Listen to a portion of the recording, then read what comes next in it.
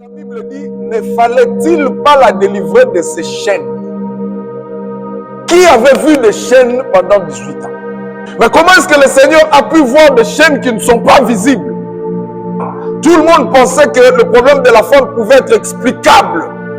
Mais il n'y avait que le Seigneur qui voyait les choses que les hommes ne voyaient pas. La puissance de la délivrance.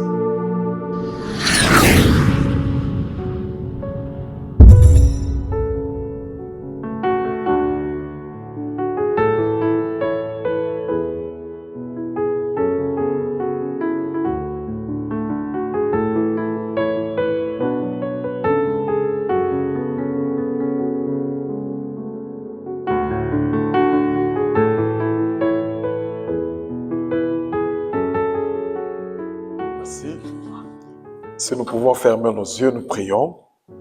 Éternel Dieu, notre Père, nous voulons te dire merci pour la grâce que tu nous as accordée de nous présenter au devant de ton peuple. Tu as dit dans ta parole, ouvre ta bouche et je mettrai mes paroles. Seigneur, nous voulons que les paroles qui sortiront du haut de cette chair soient tes paroles, pas les nôtres. Que ces paroles soient esprit et vie. Que cette parole apporte la délivrance. C'est dans le nom puissant de Jésus que nous avons ainsi prié. Nous disons Amen. Est-ce que quelqu'un peut m'aider à acclamer le Seigneur? Amen, Amen. Merci beaucoup. Nous pouvons nous asseoir. D'entrée de jeu, j'aimerais m'acquitter d'un agréable devoir. Celui d'abord de remercier le pasteur qui nous a donné l'occasion de parler de la part du Seigneur. Mais nous voulons également remercier tous les collaborateurs de l'Église. Ils sont collaborateurs parce qu'ils collaborent avec les pasteurs. Je pense que si nous n'avions pas non plus la bénédiction de leur part, nous ne serions pas debout devant vous cet après-midi. Et nous voulons aussi dire merci à vous qui avez pris le soin de quitter vos maisons. Cela ne signifie pas que vous n'aviez rien à faire, mais vous avez privilégié d'abord le Seigneur. Vous avez compris que d'abord Dieu et tout le reste après. Voilà pourquoi j'aime bien cette chanson qui dit « Nyonso nasima Yesu liboso ». D'abord le Seigneur. Soyez-en remerciés. Est-ce qu'on peut dire merci à Dieu par nos acclamations? Amen, Amen. Alléluia. Nous allons continuer dans la même ligne que le pasteur qui a moi je l'ai suivi depuis 2 dimanches. Il était en train de parler de la puissance de la délivrance. La puissance de la délivrance.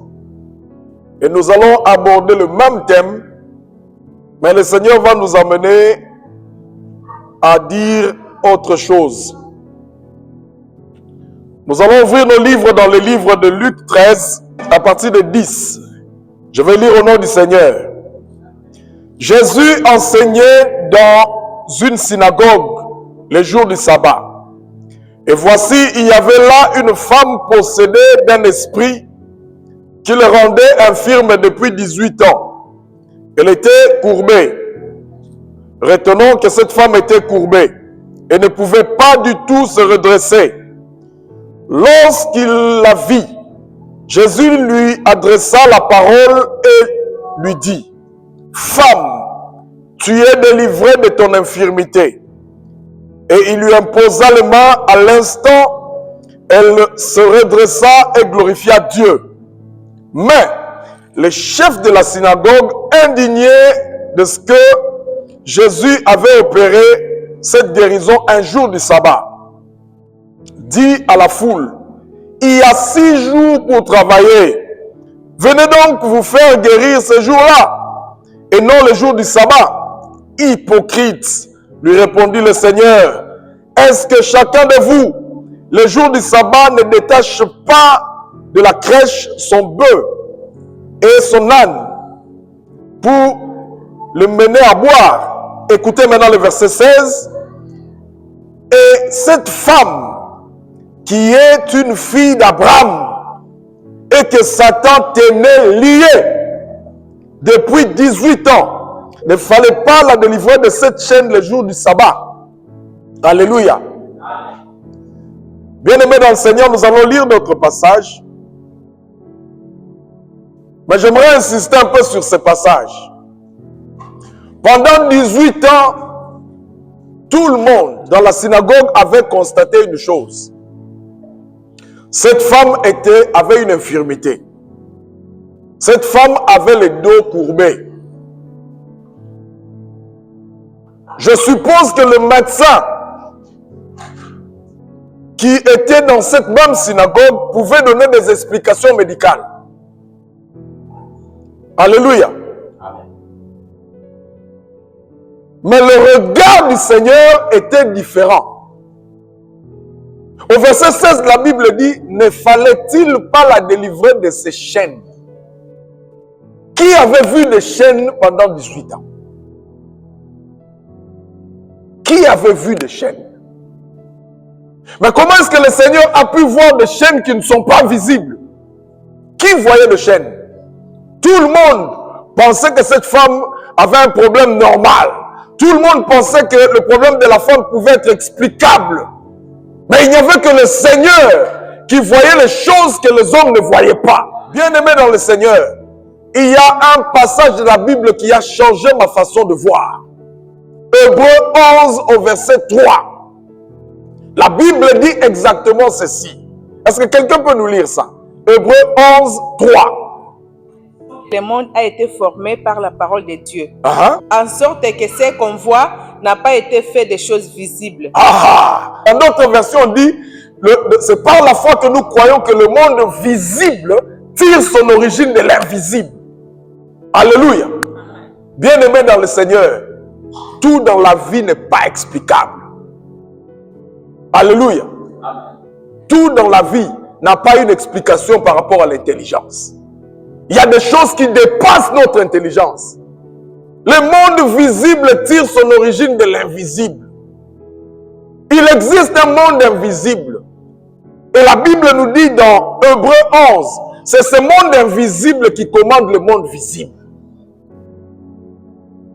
Si l'Église ne comprend pas cette dimension des choses, l'Église va aller d'échec en échec. Si toi, père de famille, tu ne comprends pas ce genre de choses, les choses vont se dégringoler dans ta famille de jour en jour. Si toi, tu n'as pas compris ce genre de choses, tous les jours, tu vivras l'échec. Pourquoi? Parce qu'il est écrit dans Jean 10, 10, le voleur ne vient que pour égorger, tuer et détruire. C'est ça le rôle de l'ennemi. La puissance de la délivrance. Tout le monde voyait cette femme. Il y en a qui cohabitaient dans le même quartier. Si cette femme travaillait quelque part, je pense qu'il y en a qui travaillaient aussi avec cette femme-là. Mais personne, pendant 18 ans, n'a vu de chaîne. Il fallait que quelqu'un qui avait des yeux spirituels pour comprendre que le problème n'était pas ce que l'on voyait, mais le problème était au-delà de ce que l'on voyait. Alléluia. La puissance de la délivrance. Mon pasteur disait, pour bien définir un concept, des fois il faut aller dans le contraire de ce concept-là pour bien le définir. C'est quoi la délivrance? C'est quoi la délivrance? La délivrance, le synonyme de la délivrance, c'est se débarrasser de quelque chose. La délivrance, c'est se décharger de quelque chose. La délivrance, c'est de dégager quelqu'un de quelque part. La délivrance suppose quelqu'un qui était lié, qui est délié. La délivrance parle de la libération. La délivrance parle du soulagement. La délivrance parle de la guérison. L'Église a besoin de la délivrance. Nous avons besoin de la délivrance. Bien-aimés dans le Seigneur,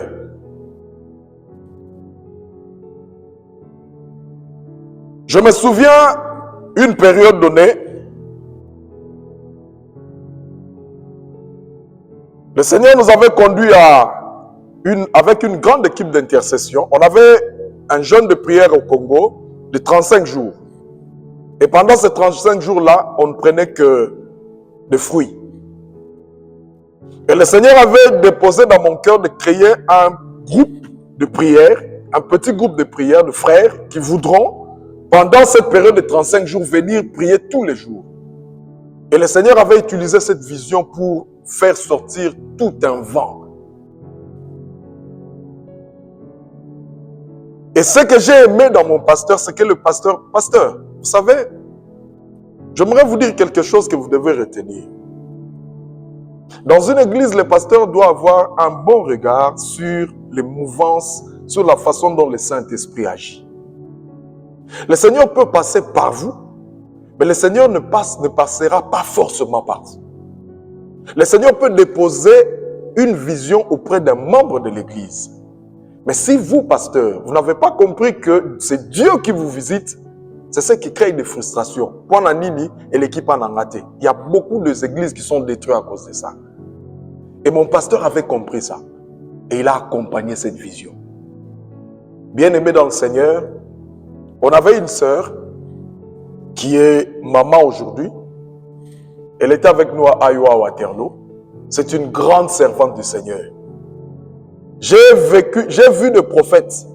Mais celle-là, c'est une prophétesse avec P majuscule.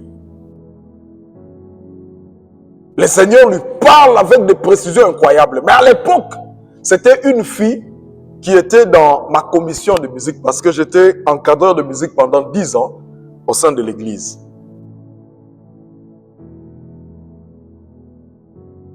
Elle a connu un problème de cœur. On l'a amenée à Mamaemo parce qu'elle avait sa soeur qui était à Mamaemo. Et on a constaté que dans les organes qui faisaient fonctionner le cœur, son cœur, les 3/4 de ces organes-là étaient endommagés. Et le médecin avait même pris la résolution, comme la sœur était corps infirmière, on a dit, c'est mieux au lieu de gaspiller de l'argent, rentrer à la maison, qu'elle meure calmement. Priez seulement Dieu. Et la famille était déboussolée et désespérée. Et je me souviens, ce jour-là, on nous a appris que la sœur était malade. À la fin du culte, nous sommes allés. Et elle ne savait même pas marcher. On l'a transportée de dos, de la chambre jusqu'au salon. Et ce jour-là, nous nous étions mis à prier. Pendant que nous prions au salon, moi j'ai vu, le Seigneur a ouvert mes yeux. Et j'ai vu, il y avait une forme de catafalque. Avec un cercueil, c'est elle qui était dedans. Et au cours de cette prière-là, personne n'avait compris. J'étais en train de pleurer. Je pleurais, je disais, Seigneur, non, tout sauf ça. Et j'avais compris qu'il y avait un problème au-delà de ce que nous voyons. Le médecin avait donné des explications médicales. Et les explications médicales étaient explicables, papa. Ça s'est justifié. Il y a tel problème, plus tel problème, ça cause ça. Mais les vrais problèmes, ce n'était pas ça. Les vrais problèmes étaient ailleurs.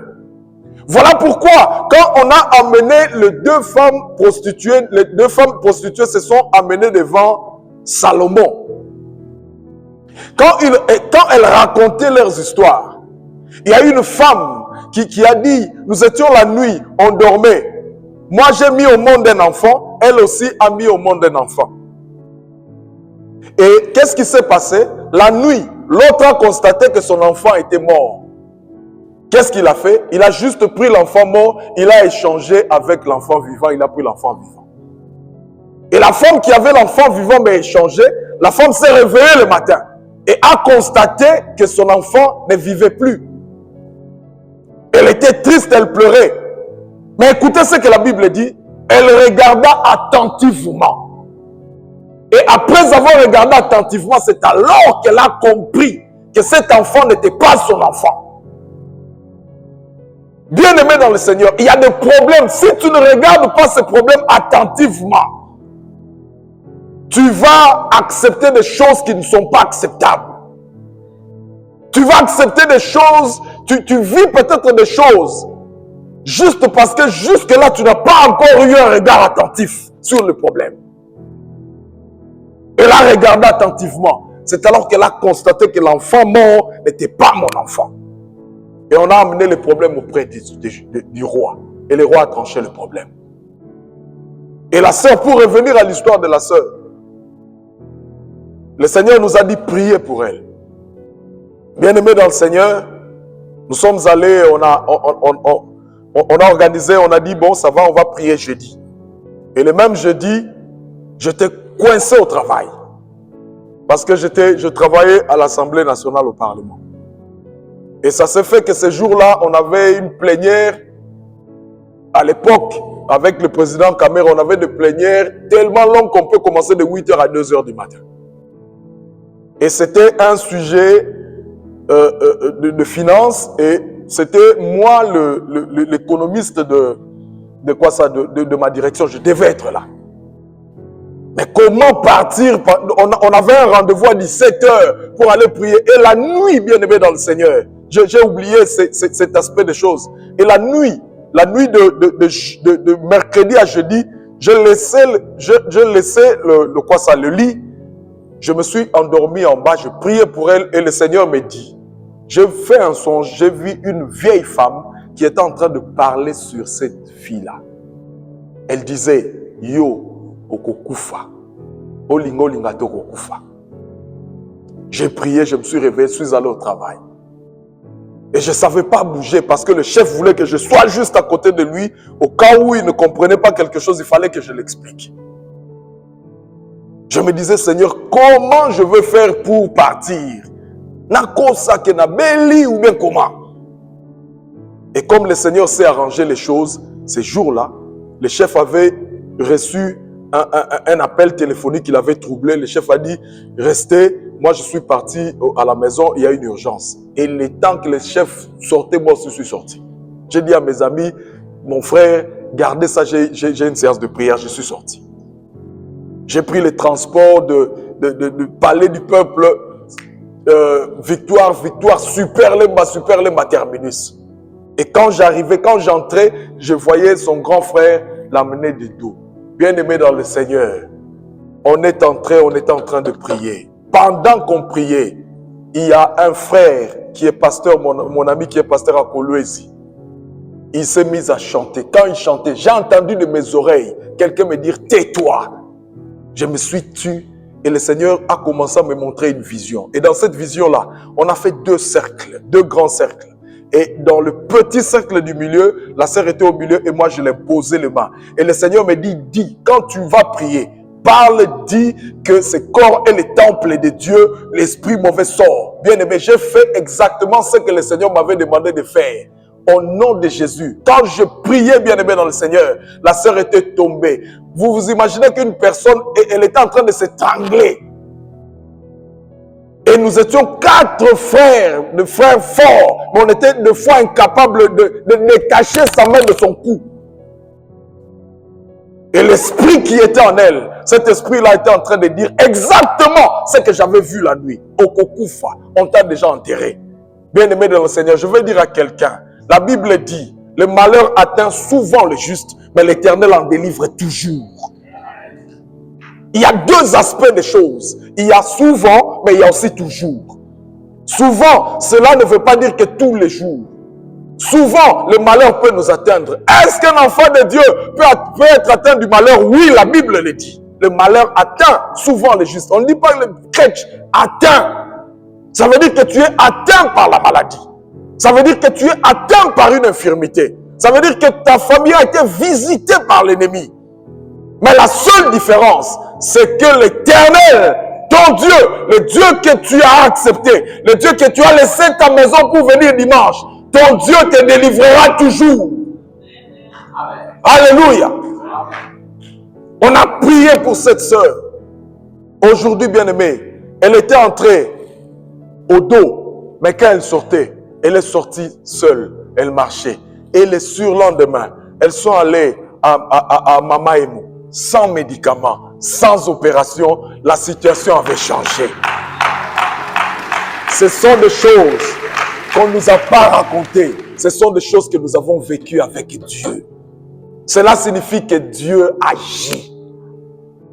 Je veux dire à quelqu'un cet après-midi, n'ayez pas peur. Ton Dieu est vivant. Je veux dire à quelqu'un cet après-midi, ce n'est pas pour rien que le Seigneur a envoyé ce message dans cette église. Si le Seigneur a envoyé ce message, c'est juste parce que le Seigneur veut agir en fonction de ce message-là. Il y a un homme de Dieu un jour bien aimé dans le Seigneur qui priait. Il a dit à Dieu, Seigneur, pourquoi dans mon église je ne vois pas de miracle? Il priait. Le Seigneur lui a posé la question la nuit. Est-ce que tu prêches sur le miracle? Lui il dit non, je ne prêche pas sur le miracle. Le Seigneur lui a dit, moi je suis derrière ma parole. Si tu prêches sur cette parole-là, j'agirai en fonction de ce que tu as dit. Voilà pourquoi je veux dire à quelqu'un, le Seigneur a visité l'église. Quand le Seigneur a permis que dans cette église on parle de la délivrance, parce qu'il y a une personne, il y a une famille qui sera délivrée. Alléluia. Tout est fonction de la foi. Est-ce que quelqu'un croit à cela? Alléluia. Bien aimé, quand je grandissais dans ma vie de foi, je cours vraiment derrière le temps. Quand je grandissais dans ma vie de foi, mon pasteur me formait comme un enseignant. Et moi-même, je me considérais beaucoup plus comme un enseignant. Je me considérais vraiment beaucoup plus comme un enseignant. Parce qu'il arrivait des fois où il réunissait toute l'église et il donnait des thèmes, des thématiques où moi je devais développer. Et lui, il était derrière, il était en train de me coacher. Une fois, il m'a appelé dans sa maison pour me dire, viens. Et je pensais qu'il allait me donner, je ne sais quoi, il m'a donné 15 livres. 15 livres. Et il m'a dit, lis tout ça. Et chaque semaine, tu vas venir, on va faire le résumé d'un livre. Et mon pasteur m'a formé dans l'enseignement. Mais ce que je ne savais pas, au-delà de l'enseignement de mon pasteur, le Seigneur devait me faire entrer dans le feu.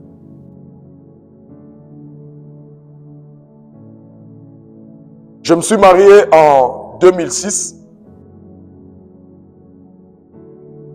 Ma famille, on a eu notre premier fils, toujours en 2006 au mois d'octobre, parce qu'on s'était mariés au début de 2006. Au mois d'octobre, notre premier fils était déjà arrivé.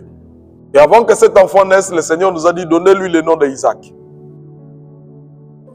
Et donnez-lui le nom d'Isaac et sachez que c'est un enfant qui sera tourmenté, mais ma main sera toujours avec lui. Bien aimé, des fois, quand on entend des messages, des fois on néglige. Ou on ne néglige pas, on entend, mais on ne se rend pas compte vraiment de la portée de ces messages. L'enfant est né, j'étais content. Les parents qui sont ici savent qu'est-ce que nous ressentons la première fois où nous touchons notre premier enfant. J'ai touché mon enfant, j'étais tellement émotionné. Et l'enfant grandissait très bien. C'est un beau garçon. Aujourd'hui, il a 19 ans. Très beau, il grandissait très bien. Et 3 mois, 4 mois, il commençait déjà à dire papa, maman et tout. Vous voyez l'évolution normale. Il a marché très tôt et tout. Et à partir de 9 mois, mon fils a perdu tout l'usage de langage. Mon fils a perdu tout l'usage de langage. Non pas seulement qu'il ne parlait plus, mais il était devenu hyperactif. Mon fils était devenu comme un fou. Il peut se mettre à crier ici. Donc, nous étions même incapables de l'amener dans des fêtes. Parce que c'était honteux. C'était ma toute première fois bien aimée dans le Seigneur. On a grandi, on allait au campus, à l'université pour étudier. Mais c'était pour la première fois que je sois au CNPP. Et je me souviens, ces jours-là, j'avais pleuré comme pas possible. J'étais triste. Et après avoir examiné l'enfant, On a diagnostiqué que mon enfant était autiste. Quelle douleur! Vous n'avez aucune idée. Ma femme pleurait tous les jours. Bien aimé, l'autisme n'est pas une maladie. L'autisme n'est pas une pathologie. L'autisme, c'est un trouble de comportement. Et un trouble de comportement, ça ne se guérit pas. Vous allez vivre avec ça. Vous devez peut-être chercher à orienter, mais vous allez vivre avec ça toute votre vie. Moi, je devais vivre avec un enfant autiste toute ma vie. C'était vraiment comme si le ciel m'était tombé sur la tête. Et c'est à partir de là que ma vie avait changé. C'est à partir de là que le Seigneur m'avait introduit dans la vie de prière. C'est à partir de cet événement-là que les dons spirituels ont commencé par se manifester dans ma vie. Il est arrivé des moments où j'étais dans la forêt à Intendance. Il pleuvait, moi et ma femme et nos enfants. On était à genoux en train de prier. On a cherché Dieu de toutes nos forces. On a refusé cet état de choses. Une fois, je l'ai amené à l'hôpital. Parce que la nuit, il ne faisait que crier. Et c'était très triste. Je l'ai amené à l'hôpital. On m'a prescrit, ça fait longtemps, mais je n'ai pas oublié ce produit-là, Tegretol. On m'a dit, donnez-lui du Tegretol. J'ai dit au médecin, je vais lui donner pendant combien de temps? Il a dit, donne-lui toute sa vie. J'ai dit, chaque jour, ce comprimé va entrer dans le ventre de mon enfant. Oh oui, tout. J'ai dit non. Quand je suis sorti, j'ai dit à madame, je ne vais pas donner ces médicaments à mon enfant. Je vais défier Dieu. Si le monde dit que ce n'est pas une maladie, je vais vivre avec ça. Le monde saura que j'ai un Dieu. Et j'ai dit à ma femme, je sais une chose.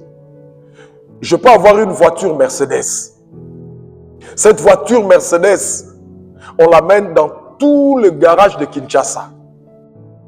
Et aucun garagiste est capable d'arranger cette voiture-là. Mais si on prend cette même voiture Mercedes, on le ramène en Allemagne auprès de son créateur, auprès de ceux qui ont fabriqué la Mercedes, ils vont arranger ça. Je vais prendre mon enfant et je vais le ramener auprès de son créateur. Bien-aimé, on s'est mis à prier. 1 année, 2 ans, 3 ans, 4 ans, l'âge où les enfants entrent à l'école, mon enfant n'allait pas à l'école. Il va aller faire quoi? 5 ans, je me souviens, je l'ai même inscrit quelque part. J'ai dit à madame, va, parce qu'on a dit que l'enfant devait passer un test. Madame a dit, je n'irai pas parce que j'ai d'abord mal. Mais je ne veux pas que quelqu'un me dise qu'on ne prend pas l'enfant parce qu'elle est incapable, parce que cet enfant est handicapé. Un jour, j'ai pris l'enfant, je l'ai amené dans une boutique au coin de la rue. On amène l'enfant et il ne faisait que des signes pour montrer bonbons, biscuits et tout. Et l'homme du boutique m'a posé une question, comme si cette question-là me faisait plaisir. Il dit, papa, Azababa. Comme si moi je devais lui répondre, oui, Azababa. Et en quittant cette boutique-là, j'ai rencontré un père, je n'ai pas oublié ça, on était à Mongafula. Un père qui avait un enfant moins âgé que mon enfant. Il accompagnait son enfant à l'école et l'enfant dérangeait tellement que ce père a dit à cet enfant-là, tu parles trop. Moi j'avais besoin d'écouter même un mot. Lui, il disait à l'enfant, tu parles trop. Quand je suis rentré à la maison, j'étais mort. Quelle douleur.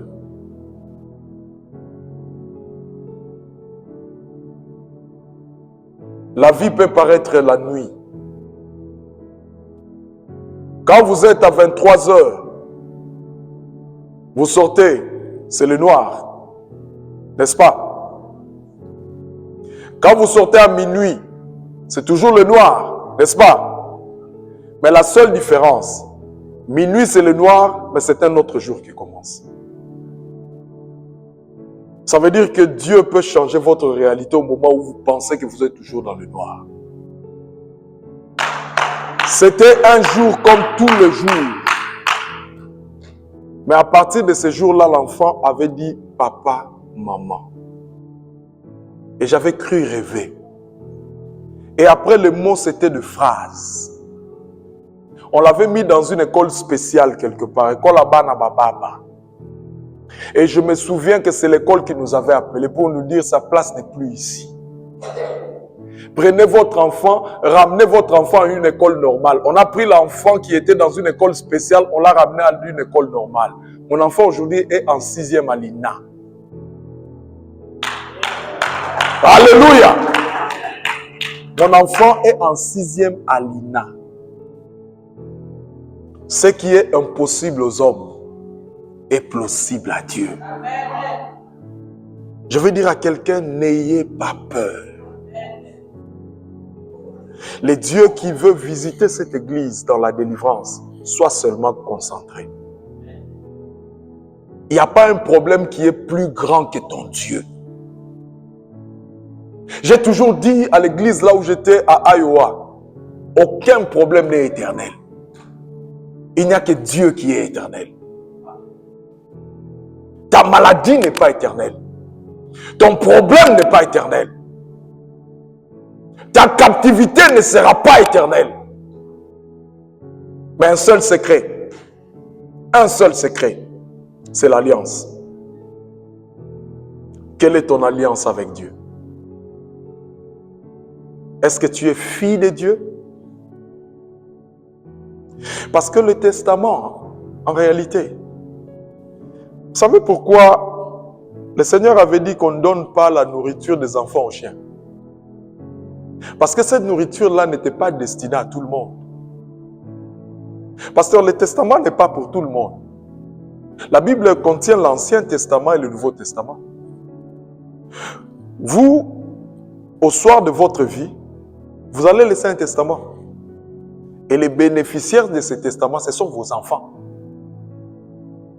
Ce sont ceux qui vous sont chers. Ce sont ceux qui vous appartiennent. De la même manière, la parole, le Seigneur peut guérir tout le monde. Un musulman peut être guéri, mais tout le monde ne sera pas délivré. Parce que c'est un esprit qui sort, c'est un esprit qui peut rentrer. Supposons une personne, j'ai ma parcelle, j'ai mon champ, je suis dans mon champ et je vois un gros chien venir. Et un chien de pitbull là, un chien qui aboie. Et j'ai eu peur, je fuis, je quitte mon champ, je fuis. Après 2 heures, je sais qu'après 2 heures, je vais rentrer parce que le chien ne sera plus là. Pourquoi je vais rentrer? Parce que c'est ma parcelle. Parce que l'État reconnaît que c'est ma parcelle. Parce que j'ai des droits, j'ai des documents qui approuvent que c'est ma parcelle. C'est de la même manière, bien-aimé dans le Seigneur. On peut chasser le diable aujourd'hui. Le diable peut partir. Mais si le diable reconnaît qu'il a un droit de propriété quelque part, il va rentrer. Parce que c'est sa maison. Parce que cette maison-là l'appartient. Voilà pourquoi la Bible dit, un esprit qui sort, il va, il dit, je veux voir si, et la Bible dit, si la maison est ouverte. On appelle le corps la maison. Si la maison est ouverte, et cet esprit-là rentrera avec 7 autres esprits plus puissants. Qui est maître dans ta maison? Beaucoup de gens sont captifs à cause de paroles qui ont été prononcées. On a prononcé des phrases sur eux. Na famille oyo, basi barobalate. Na famille oyo, basi barobotate. Pasteur, on a rencontré. Le Seigneur veut que je donne beaucoup de témoignages aujourd'hui. La Bible dit qu'ils l'ont vaincu à cause du sang, mais aussi de la parole de leur témoignage. On a rencontré un cas, Anjili. On avait un groupe là de prière, Anjili. Une famille. C'était je ne dirais pas de cousines, mais ce sont des gens de ma province, de ma tribu même. Ceux qui connaissent les Bayans, ils savent que c'est une tribu très compliquée. Et bien aimé dans le Seigneur, il y avait 4 femmes mariées, de grandes dames, mais aucune avait un enfant. La première, On pouvait dire, bon, c'est un cas. La deuxième, on peut dire que c'est une coïncidence. Troisième, ça devient un problème. Quatrième. Et qu'est-ce qui s'est passé? Pourquoi ils se sont retrouvés là? Parce que la quatrième, quand la quatrième s'est mariée, il y avait l'oncle qui disait, comme une blague, pendant la fête, l'oncle a pris le micro, il disait, ah, je donne un exemple, je ne dis pas que c'est ça. Jephthé, toi tu as pris ma femme, hein? Jephthé, toi tu as pris ma femme. Et tout le monde pensait que c'était une blague. Tu as pris ma femme. Et quand la femme est entrée dans le foyer, le jour où la femme était tombée enceinte, ça veut dire qu'elle a brisé un lien. Elle est devenue folle. Pasteur, on a prié pour cette folle-là. Dieu merci, il n'y a aucun esprit qui résiste devant le nom de Jésus. Et cette folle-là a été redevenue normale. Nous sommes là, nous vivons. On s'est dit que nous sommes aux États-Unis. Il y a certaines personnes qui pensent qu'en arrivant aux États-Unis, c'est le paradis. Non. Les États-Unis n'empêchent pas, ne t'enlèvent pas de certaines choses que tu as vécues au pays. Hein. S'ils veulent te nuire, ils te nuiront. Voilà pourquoi je vais dire à quelqu'un, garde ton alliance avec Dieu. Garde ton alliance avec Jésus. Les jours de la délivrance des enfants d'Israël, la Bible dit, dans la maison de chaque Israélite, il fallait qu'on mette quoi? Un signe. Et ce signe-là, c'était quoi? Le sang. Quand l'ange de la mort passera, et quand il va voir le sang, il va faire quoi? Il ne va pas accéder. Est-ce qu'il y a le sang de Jésus dans ta vie? Le sang, c'est le signe de l'alliance. Est-ce que quelqu'un a donné sa vie à Jésus?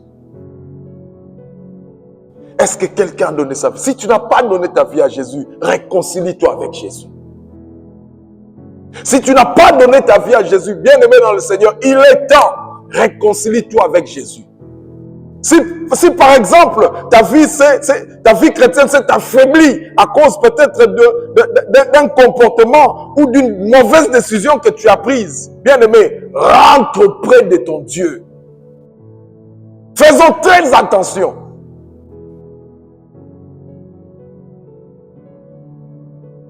Le Seigneur, par sa grâce, il m'a pris, je ne sais par quel mécanisme. J'ai quitté le Congo, je suis arrivé ici parce il y avait un problème, il fallait que je quitte. Bien aimé dans le Seigneur, j'ai laissé ma famille pendant 7 ans. Jusqu'à présent, ma famille n'est pas encore ici.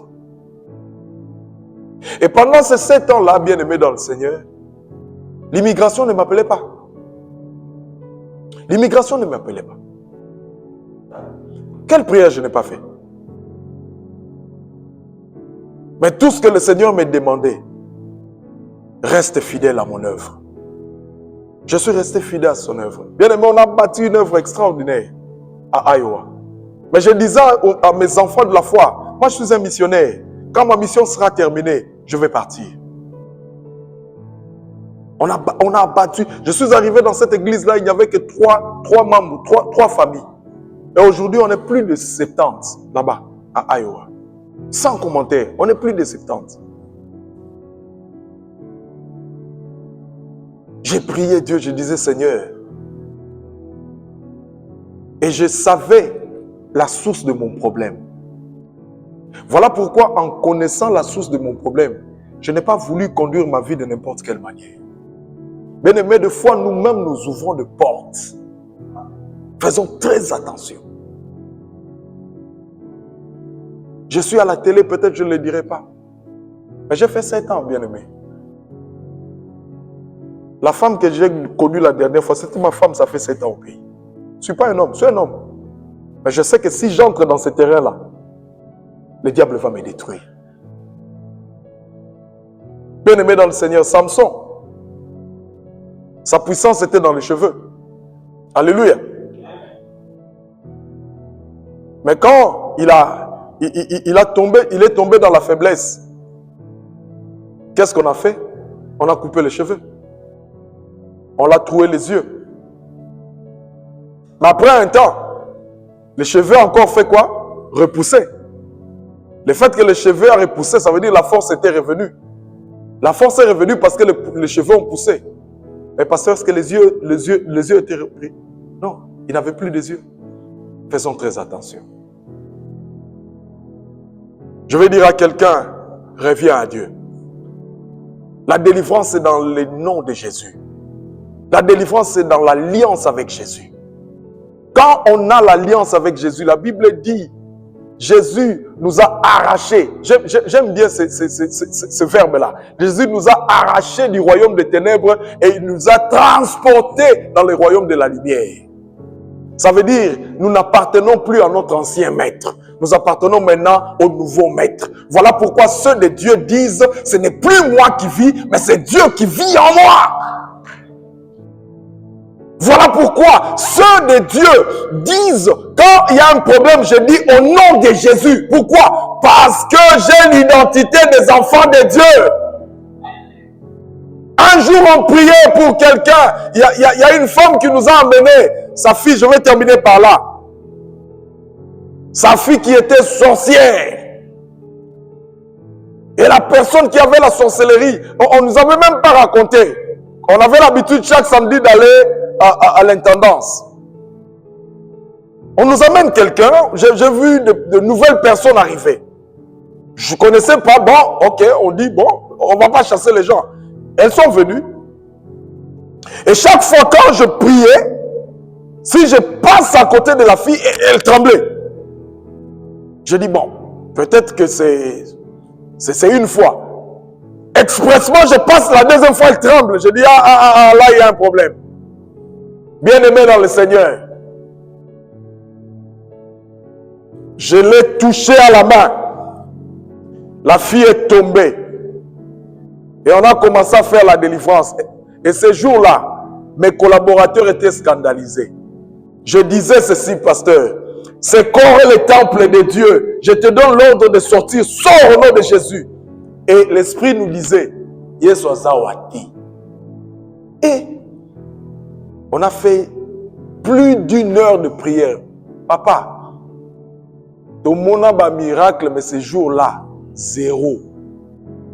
Même moi-même, je me suis dit, est-ce que je m'étais mal comporté? Il y avait un problème ou quoi?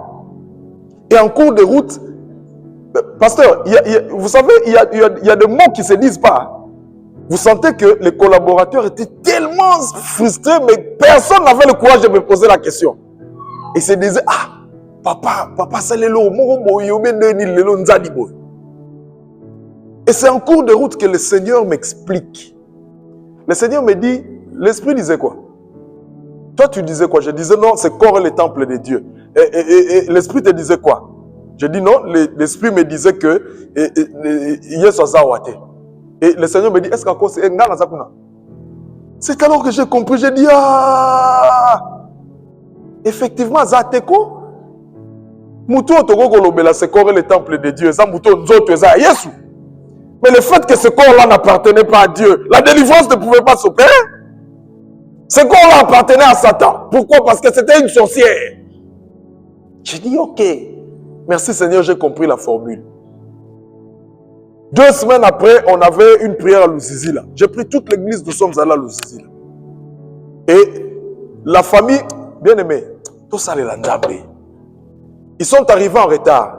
Nous, on était à Livoulou. Ils sont arrivés chez nous. On m'appelle, papa, nous sommes chez vous. Nous sommes chez vous. Moi, j'ai dit, nous sommes déjà à Louzizi là, venez. Papa, la fille est entrée chez moi. Parce que j'étais allé avec mon épouse, il n'y avait que les enfants et la nièce qui sont restés. La fille était incapable d'entrer dans ma maison. Quand elle entre, elle fouillait. Et sa mère lui pose la question.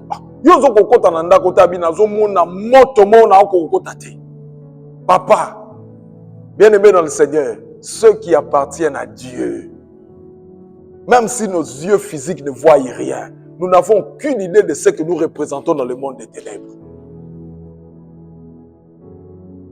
Elles sont arrivées la nuit et le matin. La première chose que j'avais fait, J'ai pris la fille, je l'ai ramenée à côté. Je lui ai parlé de Dieu, je lui ai parlé de Dieu, je lui ai parlé de Dieu. Et après lui avoir parlé de Dieu, j'ai dit, est-ce que tu peux recevoir le Seigneur? Elle m'a dit, oui, je vais recevoir le Seigneur. Elle s'est agenouillée. Elle a reçu le Seigneur comme Seigneur et Sauveur. Papa, nous l'avons pris. La délivrance qui nous a fait souffrir plus d'une heure, moins de 10 minutes, c'était fini. Moins de 10 minutes. Quand nous avons seulement dit que ce corps est le temple de Dieu, sort! Et l'esprit était sorti. Pourquoi? Parce que ce corps-là appartenait désormais à Dieu. Mon peuple périt faute de connaissance. Des fois, nous prions, mais nous ne savons pas notre identité. Commençons d'abord à être des enfants de Dieu pour réclamer la délivrance de Dieu. Le sang ne pouvait pas être mis dans toutes les portes en Égypte. Le sang était mis dans la porte des enfants d'Israël parce qu'il y avait une alliance avec Dieu. Est-ce que Dieu a parlé à quelqu'un? Est-ce que Dieu a parlé à quelqu'un? Nous allons laisser le moment de prière sous la conduite de votre pasteur. Parce que je suis de ceux qui pensent que la personne que le Seigneur a déposé la vision, le Seigneur lui a donné l'onction suffisante. Bien-aimé, sois très attentif aux lignes de prière que le pasteur va nous donner. Parce que le Seigneur va te visiter. Que Dieu te bénisse.